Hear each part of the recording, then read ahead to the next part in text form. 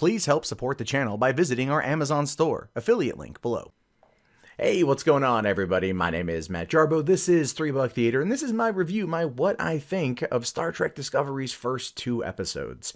And I'm not gonna lie, I went into this with relatively low expectations based upon a lot of the pre-information surrounding the show, as well as all the production troubles. And I think also part of me was wanting it to fail. I'll be open and honest about that. I think part of me wanted it to suck because just based on the negativity that I'd read, you know, the everything I'd seen and heard about this project since it was announced, and I just kind of figured it was going to blow ass. I was wrong. It wasn't the best thing in the world. It's not 100% live long and prosper, but it's definitely better than abandoning all hope and jettisoning your expectations. This is a show that's got potential. We got a glimpse of that potential here, but it's enough to make me want to come back next week to see what's going to happen. And based upon what they showed us towards the end, I think, yeah, I think I'm going to enjoy the season. So essentially, for those of you who aren't totally familiar with the story and you're just watching this to watch this, this centers around Michael Burnham, played by Sonequa Martin Green, the first television series to have the lead not be the captain, but be the number one. And she's on the Shinju with Captain Jojo, played by Michelle Yeoh, and they encounter Klingons for the first time in 100 years. And that is definitely where the start of the story kicks off. It's all about kind of, I guess you could say, the rebirth of the Klingon Empire. And this takes place 10 years prior to the events of the original series. For what you guys have to understand, though, is I'm a Star Trek fan, but as you can kind of tell by my blanket over there, I'm definitely, and also all of everything around, I'm more of a Star Wars guy than I'm a Star Trek guy. That being said, I can still very much appreciate what we see in terms of Star Trek. So the show, again, you know, very heavily reliant on CG, more so than any other Star Trek program. Feels like it's set in the Kelvin timeline, but it's set in the Prime timeline. At least for right now, I have a feeling based upon who's involved that we're definitely going to get some kind of crossover down the road and everything else. But it is set 10 years before Kirk does get his hands on the Enterprise. And I do believe that this also ties into what the story that the fan film Axanar was attempting to do.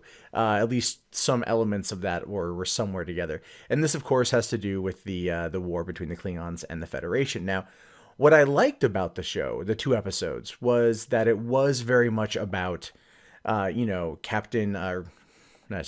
Michael Burnham very much trying to be, you know, a slave to both worlds. So she wants to use logic and rationality to channel her Vulcan side, of which she spent her entire childhood and teen years, young adult years, and everything else, you know, working alongside Sarek, who is Spock's father. And then, of course, spending the last 7 years on the Shinju with Captain Jojo. And you get a little bit of that breakdown of, you see her when her first day when she goes on to the ship, and how she's very cold and calculated, very precise, very, very Spock. But then over the course of 7 years of being with Captain Jojo, being basically her best friend, and I would even argue to some extent, possibly lovers. That is a vibe I got. They didn't come out and say it, but, like, you know, a little bit of scissor and timbers going on there, if you ask me. But, like, that being said, no, they were definitely close friends. They were definitely very, very, very tight with one another, and that played in heavily to the emotional impact of the finale of the second episode, which I'll get to here in a little bit. But that also showed you where Michael Burnham's character had gone over the course of 7 years. You know, getting to the ship, her very first post in Starfleet, and she's very cold, very calculated, very logical, very Vulcan. And then by the end, she is also having human feelings, human emotions, being around humans. That dichotomy of her human side and her Vulcan upbringing are clashing constantly. But she still finds herself connecting with Sarek in order to ask for advice when the Klingons show up. And Sarek says, you know, hey, look, we used to attack the Klingons viciously first every time we came across them in order to basically force them back and to keep them from attacking us. It's like peace through violence, which is a very interesting way to look at it, but it's one that she wanted to try. And this, of course, essentially sets her off as on this mutinous path by trying to use the Vulcan neck pinch on the captain, which I thought was pretty funny. I was like, oh snap, she Vulcan neck pinch her ass. And then of course, when the captain comes back like 2 minutes later, I'm like, oh, she's a human trying to Vulcan neck pinch. Right? Her success rate was better than any one of my friends trying to Vulcan neck pinch me when I was a kid. But I get where they screwed up there.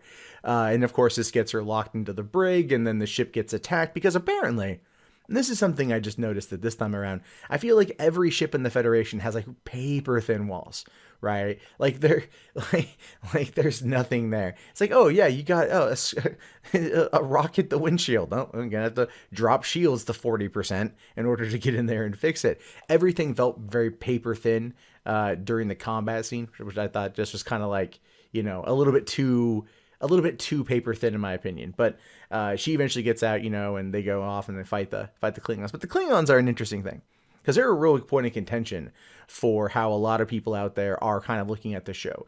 Again, I'm a fan, but I'm not like a diehard super fan. So people have told me that some of the looks and the stylings, some of the devices aren't canon. Granted, I always hate when they do this in shows too, or when they do this in movies, when they go, we're going to do a prequel set 100,000 years in the past, and the technology is better than it was in the originals. Like, look at Star Wars, right? The original trilogy versus a prequel trilogy, and it's all like total difference, even though only like 19 years had passed. So there's a little bit of that in this that felt like it was a thing. They had to modernize it, obviously. If they're going to spend $6 to $7 million an episode, they're going to do it. And by the way, you see where the money went. It's like with Game of Thrones when you're watching it and you're like, hey, each episode costs $6 million. Where the hell's the money? And then the dragons show up and you're like, oh, there they are. That's where the money went. But no, everything here, very CG heavy, very graphics heavy. But the Klingons I like, because I did a video on my main channel about this where the idea for the Klingons with Tuvok Ma, whatever his name is, the lead Klingon guy, is very much based around, at least in their mind, their idea, their kind of accentuated idea of this is Trump supporters, right? But what they were really talking about were like isolationists, those who were kind of xenophobic, the nationalists. And when you look at the idea of what these Klingons represent, what this kind of this different sect, right, of very kind of like, die in the cast Klingons, what they represent, I can see where that mindset was coming from. It was handled in a much better way in the show. It clearly wasn't alluding towards any type of political leaning one way or the other, but it was about reuniting the Empire. It was about sparking off an event that's going to then force the Klingons to come and fight under one banner because they've been broken apart for so long. And that was his entire point, right? That was his entire mission. Like, he wanted to become a martyr, and he basically set himself up to be that way when he lured in the Federation and then just like wiped his ass with them, because they weren't fully prepared for what he had, which was essentially a lot more ships and a lot greater firepower. Oh yeah, right. And the invisibility, which is one of those things that they mentioned very briefly. When like his one guy, the torchbearer, the albino Klingon, essentially was running up there like, he's able to hide from the Federation using invisibility cloak or not invisibility cloak, but just invisibility, and I'm like, oh, there it is, because they'd never experienced that before. So that was kind of cool a little bit, seeing that for the first time and them going like, oh my God, that's a big thing. And the Klingons I thought were very interesting. I liked the way they were portrayed. The look was kind of iffy. The dialogue was really slowly delivered. Like, I feel like, I don't know how much Klingon there was, but I've always felt like Klingon in previous shows, in previous movies, felt more like fluid. This felt like it was someone trying to, cough his way through a script a little bit. And it wasn't just one Klingon. It was like every Klingon. Like, they couldn't speak it fluently. Like they just were like reading one line at a time and then hoping that it sounded just right. They could fix the dialogue in post. Because I think that's what they did for a lot of it. And that was, and the look was a little bit like, it was definitely a tribal look. It was meant to look more like, I can't think of the word right now, but it was meant to look like, they're kind of like nomads, essentially. It's kind of the vibe I took, like a not as advanced species, like they were imagine like the Roman Empire as a federation, and even though that's not, I think it'd be more like the Romulans, but like you've got like what fight screw here's a more relevant, you have like the US Army from like the 1800s or whatever, like Federation, and then like the Klingons were like the Indians. So that's kind of how I view it. But I mean, it was interesting to see like their socio-political side come out and have it be touched on a little bit. I did enjoy that. I enjoyed a lot of what they were trying to do. You could see where things were going with it, and I'm like, that's kind of cool. I dig that. I dig what they're attempting to do, because by the end of the season, according to the showrunner, it's going to be more about like more based upon like the North Korean conflict versus kind of mimicking Trump supporters. So you could see where they kind of like set their level, and then where they're going to be changing it based upon current political events, which I find that to be interesting. Like I guess there's like some people complaining about the acting. The acting wasn't bad, wasn't great. There were some lines that felt like that they were only used one time, or like the best take was like the first take and whatever. And it felt like it was a pilot. Both episodes felt like it was a pilot. It wasn't like it had a chance to really kind of find itself yet. Michelle Yeoh was good for the parts that she was in. I thought her death was good. I like the fact that they left her body on the Klingon vessel, because that's going to like come into play later on. Like that was actually a pretty emotional scene, I will fully admit. You've got they're on the Klingon vessel. They're trying to capture the Tuvok Ma, whatever his name is. And he kills Michelle Yeoh, and then Sonequa Martin Green's like running for her, like, I gotta get her body, gotta get her back.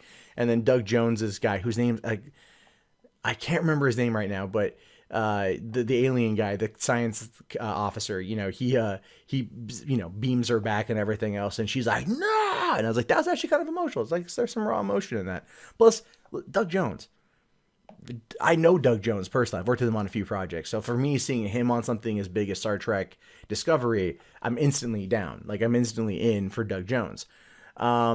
There wasn't like a lot else. We didn't really get to know any other character that are clearly going to be part of the series going forward.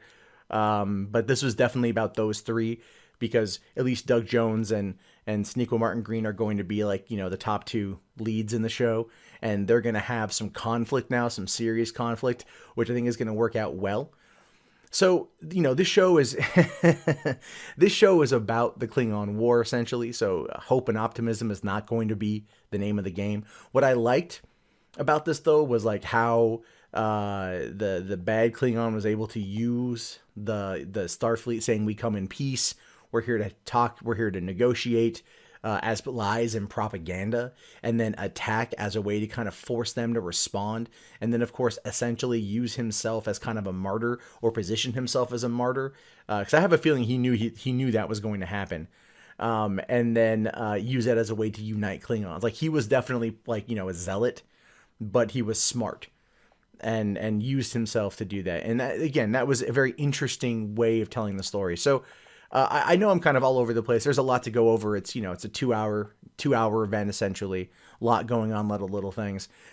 Things I didn't really care for, like I said, the acting at some point, the writing was kind of subpar in a few things. I thought that the guy who plays Sarek was like, I thought he could be more cold and more calculating. I feel like at some points, like his dialogue, the way he kind of wrote it off, or the way he acted was kind of just like very straightforward. I'm like, I would have wanted a bit more from him, but I did also like the subtlety of him showing like emotional support towards his adopted daughter, basically. There's like the scene when they have like the mind meld when she's in prison, and she's like, it's not like you to bolster my self-esteem, and he's like, well, maybe that's where I failed you. And I thought that was an interesting line, because it's all like, he mocks sentimentality, but then there he's being sentimental. And there might be people out there that are just like, there's no way that he would ever possibly do that. Sarek would never do that. And I, you could always go back, well, Spock kind of did, but that was a trait he learned from his mother. But if that's a trait that Spock learned from his mother, then it's safe to say that would be a trait that Sarek would also learn from his wife, as well as maybe like with Michael. But he, I'm just saying there's elements there that probably could be explored later on, and I'm sure they will be explored later on. But at the end of the day, this particular show I thought was going to be bad. I ended up very much enjoying it. I'm very much looking forward to the rest of the season. And if it can start here and only go up, that's a good sign. At the same time, I'm glad we have the Orville, which is going to be looking at the same kind of genre from a hope and optimistic and comedic angle. And then we've got Star Trek Discovery, which is going to apparently drop the F-bomb and be dark and bleak. So they're going to kind of work well together. And at the same time, sci-fi fans on TV should be happy that both exist. So while this wasn't the be-all, end-all of excellent Star Trek TV, it's a start. It's a start to give us something that's good. It's better than I thought it was going to be. It held my interest, and I'm definitely down to see what they do with it next. You guys might think differently. I do want to know your thoughts on this. Let me know in the comments below. My name is, of course, Matt Jarbo. This has been $3 Theater. I'll talk to you guys later. Have yourself a great day. Peace out.